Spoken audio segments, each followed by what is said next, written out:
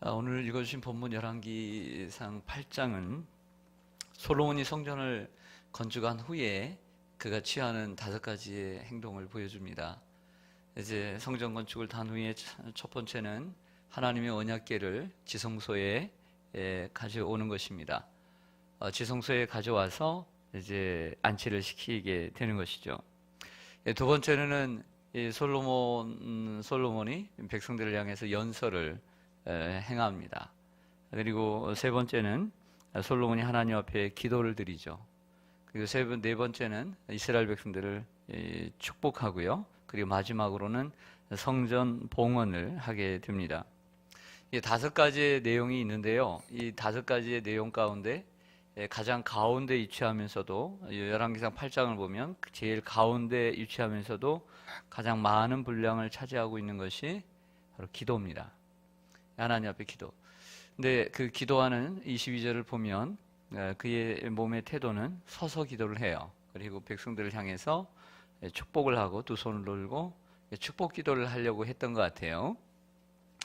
그런데 그의 기도가 이제 맞춰지는 곳을 가보면 그가 서서 백성들을 축복하는 것이 아니라 보면 무릎을 꿇고 간절히 기도하고 있더라 그랬습니다. 기도하는 도중에 강력한 어떤 역사가 또 마음의 감동이 있어서 내가 서서 기도할 수 없다라는 생각이 들었던 거죠.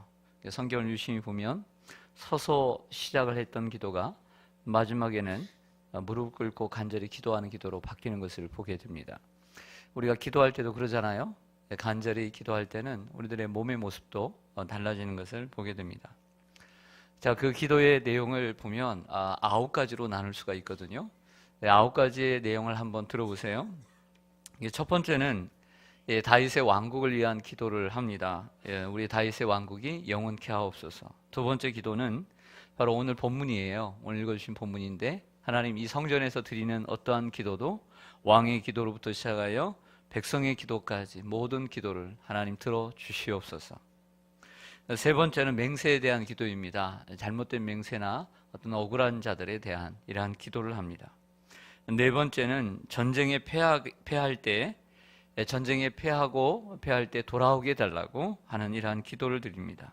다섯 번째는 죄로 인해 이 땅에 비가 내리지 않을 때 하나님 이 땅에 다시 한번 우리의 죄악을 용서해 주시고 하나님 비를 내려주세요 라는 기도. 그리고 여섯 번째로는 이 땅에 기근이나 온역이 왔을 때 회개할 때 하나님 이 기근과 온역에서 우리를 구원해 주세요 라고 하는 기도. 일곱 번째는 우리가 어제 했습니다. 이방인을 위한 기도. 하나님 우리만 믿는 하나님이 아니라 이방 사람들이 어떠한 인생의 어떠한 쓰라린 아픔 속에서 하나님에 대한 소문을 듣고 교회를 나와서 기도할 때, 이곳에서 기도할 때 하나님 어떤 기도든 들어주시고 이를 통해 하나님을 경외하는 마음을 주시고 내가 세운 이 전이 하나님이 계신 전임을 깨닫게 하여 주옵소서. 이방인을 위한 기도를 드려요. 그리고 여덟 번째는 전쟁에 출전할 때, 하나님 우리가 전쟁에 출전할 때 하나님 기도할 때 하나님 들어주시옵소서. 아홉 번째는 우리가 잘못해서 포로로 잡혀가 있을 때에도 불구하고 그럼에도 불구하고 은혜를 베풀어 달라는 이런 기도, 9가지의 기도를 합니다. 정리를 하면 그러니까 우리가 이 기도를 좀 생각해 볼 필요가 있습니다. 어떤 기도들이 있는가? 생각해 보면 항상 누구나 어느 때나 무슨 일을 만나도 기도할 수 있다는 거야. 따라서 하겠습니다. 누구나 어느 때나 어떤 일을 만나도 기도할 수 있다. 그런데 어디서 기도하냐면 성전에서 드리는 기도를 얘기하는 것이죠. 여러분 우리가 교회라는 곳 아닙니다. 30년, 40년, 50년 교회를 다녀요. 이제 며칠 안 된 분도 계시지만 교회는 뭐 하는 곳일까요? 사람들에게 묻는다면 너 어디 가는 게 교회 가냐? 뭐 하러 가니? 그러면 우리는 뭐 하라고 얘기하죠? 오늘 예배 드리러 간다 이렇게 얘기를 하겠죠. 네, 성경에 예배 드리는 곳이 예배 드리러 간다. 뭐 틀린 말은 아니에요. 아닙니다. 또 뭐 하러 간다고 합니까? 오늘? 네? 뭐라고요? 기도하러 간다고? 오늘 언제 기도하러 갔나? 새벽 기도? 네, 새벽 기도. 새벽 기도 말고는 기도하러 간다고 해요, 안 해요? 안 하잖아요. 새벽 기도 나왔으니까 여러분 오늘 어디 가는 거예요? 새벽 기도 간다고 그러지. 다른 때 이렇게 기도하러 간다고 그래요? 안 하잖아요. 답이 먼저 빨리 나와서 좀 유감인데, 새벽기도 나오니까 여러분들이 기도하러 간다고 그러지 주일날 나 기도하러 간다고 그래요? 그렇지 않아요. 오늘 예배 드리러 가고 봉사하러 간다고 그러죠. 근데 우리의 생각이에요. 그건 또 교회는 세상 사람들에게 복음을 증가하는 곳입니다. 이게 맞는데요. 그런데 교회를 세우신 분이 누굴까요? 교회를 세우신 분 예수님이죠. 성전은 하나님이 세우셨고 신약의 교회는 예수님이 세우셨어요. 예수님의 피로 값주고 사신 교회죠. 내가 내 이 믿음 위에, 즉 신앙 고백 위에 내 교회를 세우리니 음부의 권세가 이기지 못하리라. 베드로에게 내가 천국 열쇠를 내게 주리니 라고 얘기합니다. 교회를 세우면서 먼저 주신 것이 천국 열쇠거든요. 내가 무엇이든지 이 땅에서 매면 하늘에서 또 매일 것이요, 이 땅에서 네가 무엇이든 풀면 하늘에서 또 풀리리라. 기도의 열쇠를 주시거든요. 그런데 우리가 정의하는 교회고요. 그러나 직접 교회를 세우시고 교회를 만드시고 교회의 철학과 교회의 목적을 세우신 예수님께서 교회를 정의하실 때 뭐라고 정의하는 게 대단히 중요하지 않아요? 내가 세우지도 않은 교회는 이런 곳이다. 이게 말해봤자 무슨 소용이에요? 그 사람이 필요 없는 거죠. 교회를 세운 사람이 중요한 거죠. 학교를 세웠으면 내가 이 학교, 시온산 학교를 세웠다면, 고등학교를 세웠으면 세운 사람의 목적과 취지가 있는 거예요. 그 사람이 중요하지 그것을 지켜보는 사람이 중요한 게 아니에요. 연세대학교를 세웠다. 그러면 연세대학교가 어떻게, 연희전문대학이 어떻게 세워졌는가? 처음에 세운 목적이 중요한 거죠. 교회를 세웁니다. 학교야 이사장이 바뀌고 재단이 바뀔 수 있지만 교회는 바뀌는 게 아닙니다. 목사가 바뀌고 장로가 바뀌고 성도가 바뀌어도, 시대가 바뀌어도, 나라가 바뀌어도 바뀌는 게 아니라 교회의 주인은 예수 그리스도고 교회를 세우신 분은 예수님인 줄로 믿습니다. 그러면 그분이 여러분들 잘 아시는 대로 교회를 정의할 때 뭐라고 정의를 하시는가? 하루는 예수님께서 성전에 들어가십니다. 성전에 들어가자 6월절 절기가 되니까 사람들이 원근각지에서 와서 제사를 하려고. 그럼 제사를 드리면 뭐가 필요해요? 들어가는 성전세가 필요하고 짐승이 필요해요. 멀리서 끌고 오려면 안 돼요. 왜? 흠이 생기니까, 상처가 나니까. 하나님 앞에 드릴 것은 상처가 없어야 되니까. 그래서 와서 돈을 바꾸고 와서 짐승을 샀어요. 그런데 사람이 사는 세상이라 역시 이윤을 추구하기는 뭐 당연지사 것 같아요. 그런데 너무 조금씩 받는 것이 아니라 너무 터무니없이 받고, 그리고 물건 같지 않은 물건을 주니까 이건 불만이죠. 그러나 예수님은 이러한 짐승을 팔고 그리고 돈을 바꾸는 사람들을 업고 쫓아냈어요. 그러면서 하시는 말씀이 내 집은 만민이 기도하는 집이라. 강도의 소굴을 만들었도다 라고 했습니다. 여러분, 우리가 이때 우리 같으면 충분히 다르게 얘기할 수 있다고 봐요. 사람들 같으면. 즉 우리가 만약 현재 교회에서 사람들이 와서 장사를 하고 여기서 뭘 나눠주고 뭘 하게 되면 우리가 이렇게 얘기할 겁니다. 아마 장로님들이 먼저 나가서, 아니면 성도님들이 안내하신 분들이 나가서 그럴 거예요. 여기가 지금 이런 것도 하는 것인 줄 아느냐고. 교회란 하나님을 섬기는 것이고 예배하는 곳이고 그렇게 얘기할 거예요. 그러나 누구도 교회는 기도하는 곳이에요 이렇게 말하는 사람이 얼마나 있냐 말이에요. 안 그래요? 맞죠? 그러나 예수님께서는 뭐라고 말씀하시냐면 그 사람을 쫓아내면서 여기는 하나님께 예배하는 곳이라고 말하지 않네. 기도하는 곳이라. 사실 이 말씀은 이사야 말씀을 인용한 말씀이기도 합니다. 이사야가 먼저 했던 말씀이죠. 내 집은 만민이 기도하는 집이라. 내 집은 기도하는 집인데 누가 기도하는 집이라? 만민이 기도하는 집이라 그랬습니다. 사실 교회에 요즘 너무나 닫혀 있는데 열려 있어야 된다고 봅니다. 그래서 적어도 한 장소만큼은 오픈되어 있어서 누구든지 지나가다가 마음이 우울한 사람, 지나가다가 너무 슬픈 사람, 낙심하는 사람, 자살하려다가 가다가 교회 십자가를 한번 보고 한 번이라도 들어갔다가 한번 기도하다가 그런 사람.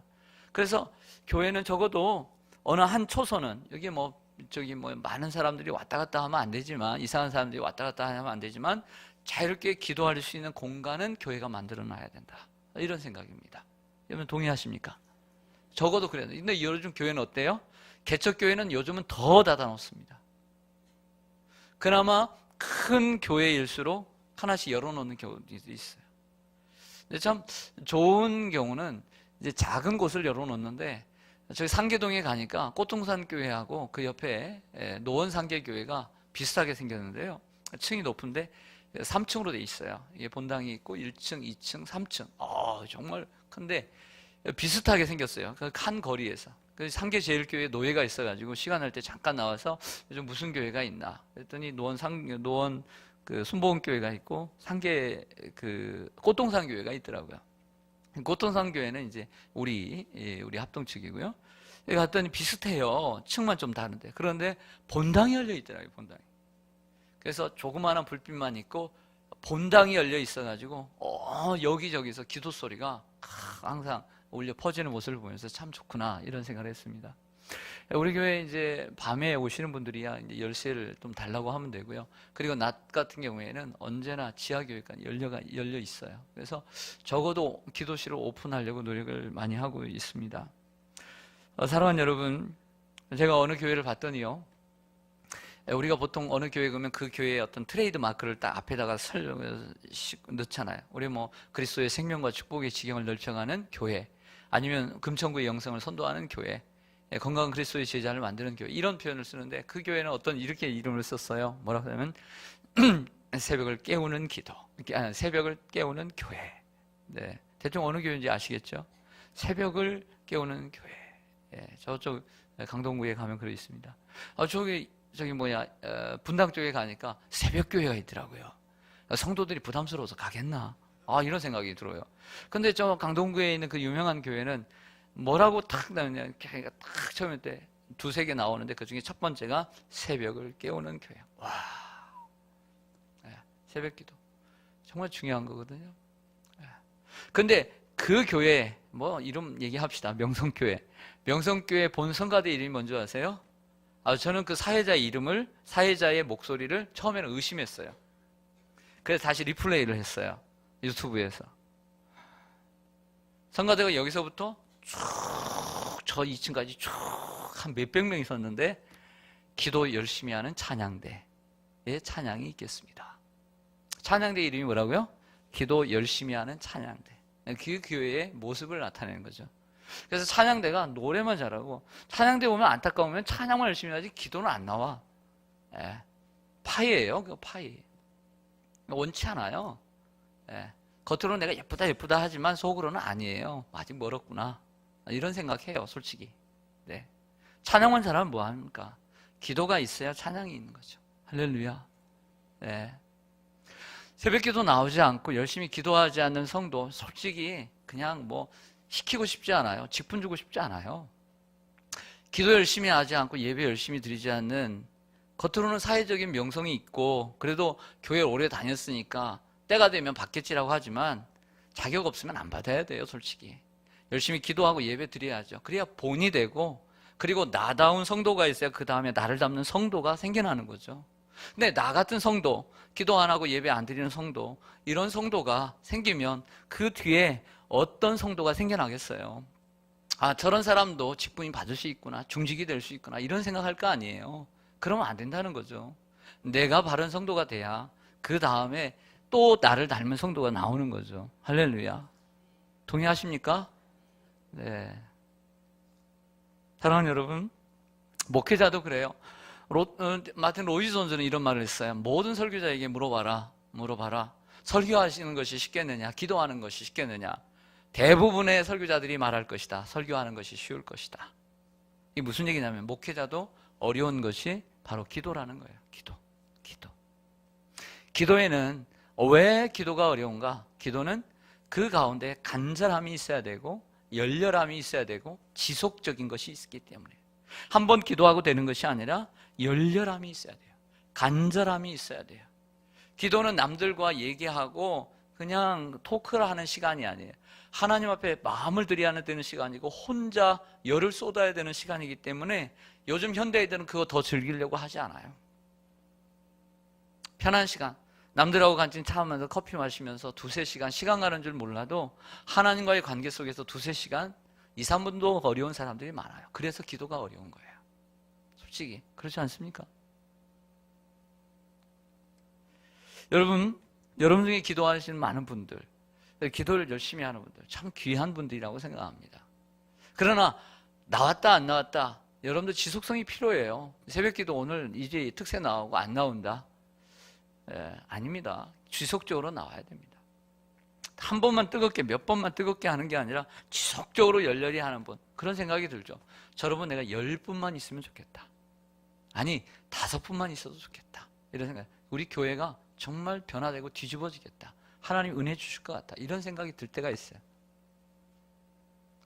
사랑하는 여러분, 기도가 왜 중요하냐?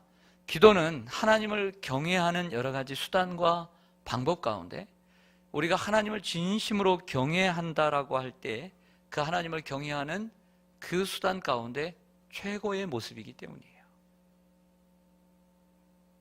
기도는 마음을 통한 영혼의 울림입니다. 예수님 말씀하셨습니다. 구하라 그러면 주실 것이요, 찾으라 그러면 찾을 것이요, 두드리라 그러면 열릴 것이니라. 무엇이든지 기도하고 구하는 것은 받은 줄로 믿으라. 그리하면 이루리라. 다니엘은 먼 나라에 가서도 기도를 잘 배웠나 봐요. 부모님한테 잘 배워서 하루에 3번씩 그 사자굴 앞에서도 기도를 했어요. 하나님 얼마나 기뻐하셨을까요?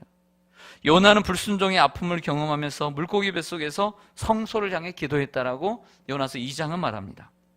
하나는 성전에 들어가 기도했습니다. 성소죠. 눈물을 흘리며 목회자가 엘리 제사장이 오해를 했어요. 술 취한 일. 그래도 하나님 앞에 기도했더니 하나님이 아들을 주셨어요. 히스기야는 성전에서 기도하다가 죽을 병에 걸렸는데 하나님 앞에 간절히 그 눈물로 기도하니까 15년의 연장을 받았어요. 히스기야는 아수리아 사네립이 보내는 편지를 들고 부들부들 떨면서도 하나님, 이러한 위협적인 편지를 했습니다. 협박을 했습니다. 편지를 딱 펴놓고 기도를 했어요. 하나님이 막아주셨어요. 할렐루야. 모세와 이스라엘 백성들은 회막에 나가 오랫동안 기도했습니다. 즉, 왜 이 회막을 짓고 기도를 했냐면, 떨어진 곳에 회막을 지었냐면 바로 황금송아지 사건 이후였어요. 하나님 앞에 심판을 받은 거죠. 이때 하나님 앞에, 하나님 함께 가시지 않는다고 하니 안 되겠다. 우리 하나님 앞에 나아가자. 사람이 잘못되고 난 다음에, 한번 깨닫고 난 다음에, 매맞고 난 다음에 기도가 얼마나 중요한 줄 알고 하나님 앞에 나갈 줄 알아야 됩니다. 모세는 친구와 얘기한 같이 하나님과 기도했고, 여호수아는 회막을 떠나지 않고 기도를 했습니다. 오랫동안 기도했다는 것이죠. 우리 주 예수님은 새벽에 기도하셨습니다. 한적한 곳에 나가 하루를 위해서 기도했어요. 기도의 모범을 보여주셨고 한밤중에도 기도하셨습니다. 사랑하는 여러분, 이를 통해서 우리가 알 수 있는 것은 기도란 누구든지 할 수 있고요, 아무 때나 할 수 있고요. 할렐루야. 네, 하나님을 모르는 사람도 와서 기도하다가 주님을 만날 수가 있는 것입니다. 내 집은 만민이 기도하는 집이라. 에브리바디, 모든 사람들이 다 와서 기도할 수 있는 곳인 줄로 믿습니다. 살다 보면 도움이 필요할 때가 있습니다. 어찌 없겠습니까? 병들어 아플 때, 갑자기 내가 선생님이 암이라고 할 때 기도해야 합니다. 우리나라에 전쟁이 발발할 수 있습니다. 전쟁에 나갈 때도, 군대에 나갈 때도. 자녀가 군대를 가는데 어떻게 기도 안 합니까? 그래서 어떤 분이 그래요. 아들이 군대를 가고 그리고 뭐 하는데 어찌 하나님께서 기도하지 않는 나를 깨닫게 해주셨다고. 얼마나 귀한 깨달음이에요. 하나님께서 기도하지 않으니까, 하나님 이를 통해서 내가 기도하게 하신다. 그래서 하나님 앞에 귀한 결단을 했다고. 내가 새벽에 나와서 하나님 앞에 기도하겠다라고 결단을 드렸느라고. 부끄럽지만 아름다운 결단을 저에게 고백하는 거예요. 얼마나 예쁘고 아름다워요. 이런 기회를 타서 하나님께서 나에게 기도하게 하신다, 이런 고백을 목사에게 해요. 그 결단이 얼마나 아름다운 결단입니까? 절망할 때, 어려울 때, 위기 때 어디에 우리가 빠질 수 있습니다. 그게 기도해야 합니다. 자녀가 입학을 한다, 그럼 기도가 나오죠. 자녀가 미래를 위해서 시험을 준비할 때 기도가 나올 수밖에 없는 것이죠. 진학을 위해서, 또 여러 가지 고시를 준비할 때, 자녀가 결혼을 합니다. 결혼할 때 어찌 기도를 안 하겠습니까? 많은 기도 여러분들 해보시지 않았습니까? 딸을 시집 보낼 때, 아들을 장가 보낼 때 기도 많이 하시지 않았습니까? 유학을 보낼 때, 자녀가 없을 때는 자녀가 없을 때 기도하고, 안 생길 때 기도하고, 또 자녀가 나면 또 기도하고, 잘 자라도록. 네. 자녀가 또 학교를 가면 또 기도하고, 자녀가 대학을 준비하면 또 기도하고, 또 결혼 늦어지면 마흔이 됐는데도 결혼을 못하면 또 기도하고, 또 결혼해서 또 아기가 없으면 또 기도하고, 또 하나만 달라는 게 또 둘 달라고 또 기도하고. 기도는 이처럼 많은 것입니다. 사랑하는 여러분, 오늘 우리는 미래관 건축을 위해서 기도합니다. 네. 즉 이것은 미래관 건축이라고 하는 작은 일만이 아니라, 작은 일이 아니라, 꼭 작다는 것이 아니라, 그 한정된 것만이 아니라 이것은 영적인 일을 얘기하는 것입니다. 우리의 삶에 피부로 와닿는 일도 중요하지만 더욱더 그것도 중요한 영적인 일을 위해서 기도해야 될 줄로 믿습니다. 영적인 부흥을 위해서 기대하고 또 기도해야 될 줄로 믿습니다. 진정 부흥을 원한다면 기도해야 합니다. 자, 이야기 하나 하고 마칠까 합니다. 이제 여름 신앙 운동이 앞에 있기도 하고, 여러분 정말 이런 부흥을 원하십니까? 구역의 부흥을 원하십니까? 기관의 부흥을 원하십니까? 교회의 부흥을 원하십니까? 어느 신학대학원을 갓 졸업한 전도사 이야기입니다. 어느 교회 중고등부를 맡아서 파트 전도사로 섬기는데, 이제 1, 2년 섬기다가 이제 고민에 빠졌어요. 아이들이 말을 안 듣고 그럼 변화된 모습이 없으니까 하나님께서 나를 여기에 보내신 게 아닌가, 내가 능력이 없는 게 아닌가 고민을 하게 됐습니다. 부교육자는 늘 그런 고민을 하거든요. 그래서 하나님 앞에 그만두려고, 사임을 하려고 하는데, 하나님을 그래도 기도해야 되겠다라고 목회자가 기도를 했습니다. 기도를 했더니 하나님이 허락을 하시지 않는 거예요. 저 불쌍한 영혼들을 두고 할 거냐. 목회적인 양심도 있고요. 저렇게 거듭나지 않는 영혼들도 있고, 예배 시간에 졸기나 하고 핸드폰이나 하고, 마음이 너무 아픈 거예요. 근데 목회에 양심이 있으니까, 하나님이 허락하시지 않으니까, 그러면 안 할 수도 없고 할 수도 없고, 그러면 기왕에 할 거면 새로운 결단이 나에게 필요하겠다. 그래서 결단을 하게 됐어요. 이게 중요하거든요. 결단이라는 게 중요해요. 결단. 그냥 물 흐르듯이 대충대충 하게 되면 일도 일어나지 않아요. 결단을 합니다. 결혼을 했는데 토요일 날 교회 가서 자기로 했어요. 그래서 준비를 하고 9시에 교회에 도착을 합니다. 그래서 자기 중고등부 부실에 가서 처음부터 비로 먼저 쓸기 시작합니다. 위에서부터 다 쓸어요. 그리고 난 다음에 대걸레를 빨아가지고 다 밉니다. 다 밀어요. 그리고 이렇게 장의자였던 때인데 장의자를 걸레로 탁 닦습니다.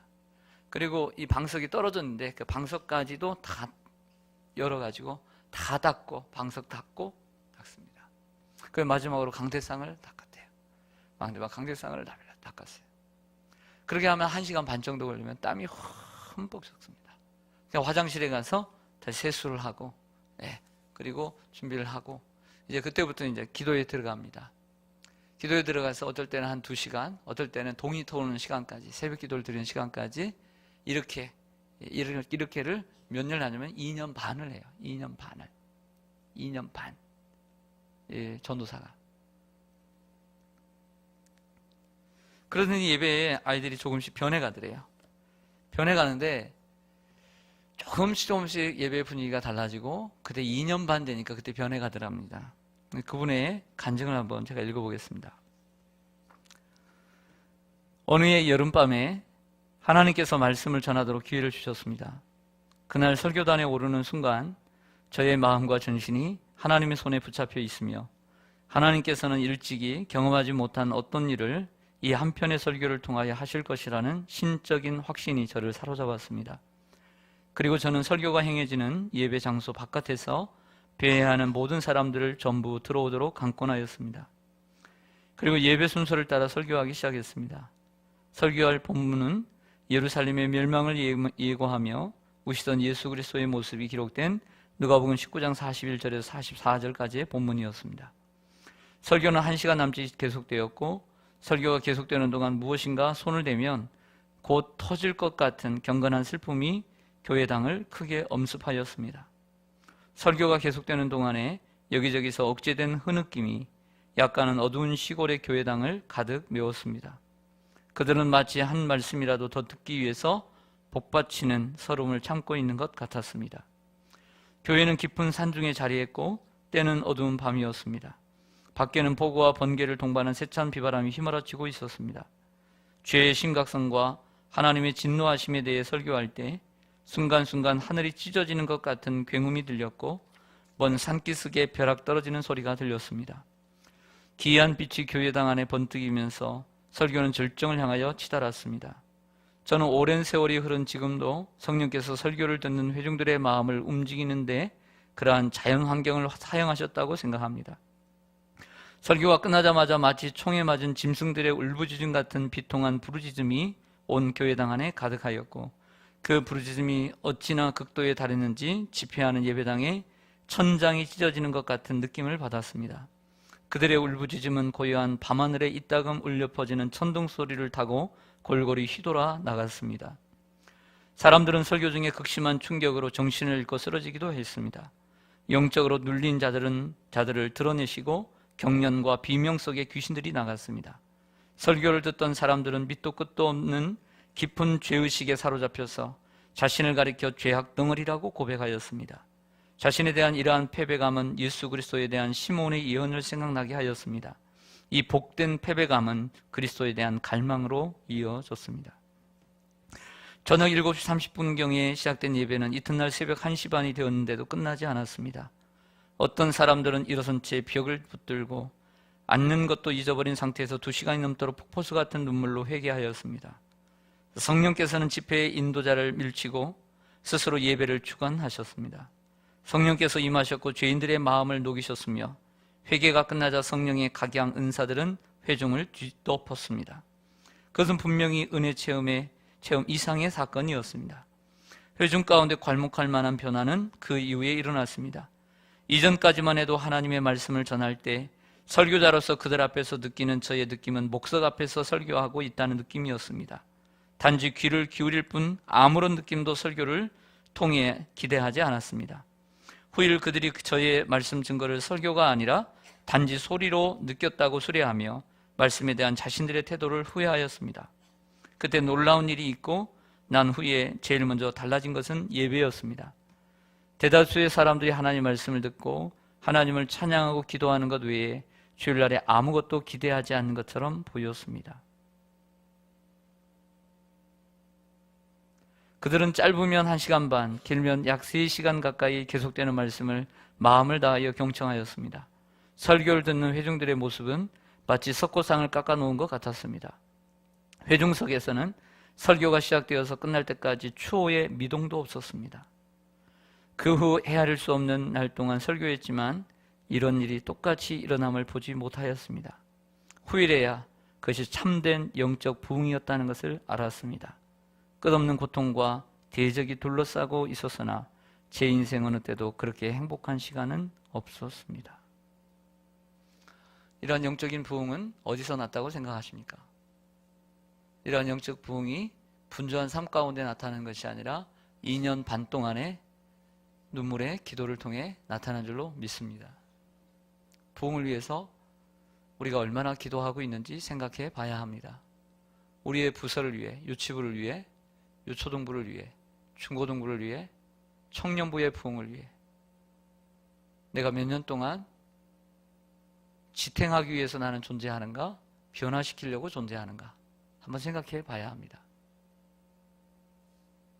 그리고 여름 신앙운동을 앞두고 얼마만큼의 기도를 진액을 쏟고 있는지, 나의 말이 저 사람을 변화시킬 수 있는지, 성령의 감화 감동이 저 사람들을, 저 아이들을 변화시킬 수 있는지 생각해 봐야 합니다. 어떤 분이 기도한 것처럼 비록 짧지만 강력한 성령의 역사가 일어나기를 원합니다. 우리 교회 하나님께서 은혜를 주셨습니다. 저의 역량일 수도 있고 우리 장로님들과 우리 성도님들의 열심일 수도 있습니다. 그러나 생각합니다. 이런 생각을 하죠. 하나님 우리 교회에 은혜를 주신다. 왜? 이런 생각을 해요. 기도는 많이 하지 않는데 하나님 은혜를 많이 주신다. 이런 생각을 해요. 기도를 많이 하지 않는데 은혜를 주신 것을 감사해 생각해야 해요. 기도를 많이 하지 않는데 하나님이 이렇게 은혜를 주시고 부흥케 하시고 큰 어려움 없이 지내는 걸 감사히 생각해야 돼요. 그리고 우리 자신을 돌아보고 더욱더 기도에 매진해야 합니다. 하나님이 은혜 주실 때 정신을 더욱더 바짝 차리고 더욱더 기도하는 사람이 되어야 합니다. 보면 새벽에 늘 기도하시는 30-40명은 늘 기도하십니다. 그리고 이렇게 얘기하십니다. 아무 얘기도 안 하십니다. 근데 새벽 기도를 안 하시고 기도를 안 하는 분들이 왜 기도를 안 하냐고 얘기합니다. 참 아이러니죠. 네?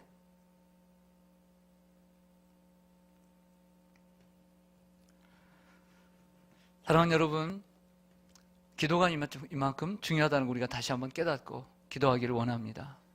이번 계기를 통해 여러분들 여기서 멈추지 말고 지속적인 기도가 필요합니다. 열렬한 기도가 필요합니다. 정말 주님께서 우리가 정말 주님을 경외한다면 기도의 자리로 나아가야 합니다. 기도는 설교보다 어려운 것입니다. 기도는 찬양보다 어려운 것입니다. 기도는 부엌에서 봉사하는 것보다 어려운 것입니다. 기도는 주차하는 것보다 어려운 것입니다. 기도는 전도보다 어려운 것입니다. 기도는 하나님 앞에 내 마음의 열정과 진액을 쏟는 것입니다. 조용히 하나님 앞에 나아가는 것이죠. 그래서 중요한 거예요. 하나님 여러분들이 무릎 꿇기를 원하고 계십니다. 그리고 그곳에서 만나기를 원하시는 것이죠. 이것을 기억하시고 늘 기도하시고 또 멀리 계시더라도 피곤하시더라도 특세 때만 나오지 마시고 당부하는 것은 일주일에 시간을 정해놓고 매주 나오는 것이 피곤하면 나와서 기도를 끊지 말고 잊지 말고 사시기를 바랍니다. 가장 안타까운 것은 점점 3번 나오던 분이 2번 나오고 일주일에 3번 나오던 분이 2번 나오고 2번 나오니 1번 나올 때 저분이 무엇 때문에 저렇게 교회를 안 나오시나, 그게 기도의 발을 끊었나, 왜 저 예배를 끊었나 이런 생각을 합니다. 그러면서 자신과 환경을 이겨내지 못하는구나. 저러다가 귀한 일꾼이 될까 안타깝습니다. 더욱더 하나님 앞에 가까이 가고 열심히 내야 될 줄로 믿습니다. 그래야 교회 기둥과 같은 일꾼이 되고 환경과 사람을 뛰어넘어서 하나님이 쓰시는 일꾼이 되지 않겠습니까? 사랑하는 여러분, 이번 여름 신앙운동 우리의 자녀들 공부하느라고 바쁩니다. 학원 다니라고 바쁘고요. 그러나 짧지만 우리 목회자들과 또 교육자들과 우리 선생님들의 열심히 또 필요한 때입니다. 열심히 기도하셔서 또 금식도 하고 계시는데 힘내셔서 아이들 정말 변화받는 이러한 계기가 되기를 주님의 이름으로 간절히 축원합니다. 아멘. 기도하겠습니다.